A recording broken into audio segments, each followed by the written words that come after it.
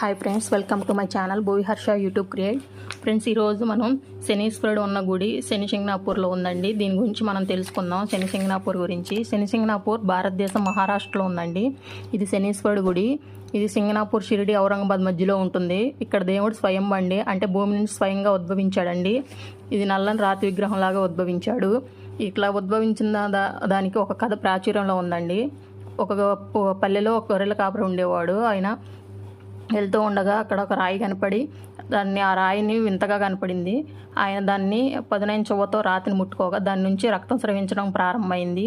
దీంతో గొర్రెల కాపరి దిగ్భ్రాంతి చెంది వెంటనే ఊరి వాళ్ళంతా వచ్చి ఆ దృశ్యాన్ని చూశారండి. ఆ రోజు రాత్రి ఆ గొర్రెల కాపరి కలలో శనీశ్వరుడు ప్రత్యక్షమై ఆ రాయి తనే అని, స్వయంగా వెలిసిన అని చెప్పాడు. కలలో తనకు దేవాలయం కట్టిస్తా అని అడిగితే అప్పుడు శనీశ్వరుడు ఆకాశం మొత్తం తనకు నీడ అని, కావున తనకు ఎటువంటి నీడ అవసరం లేదని, తను అలాగే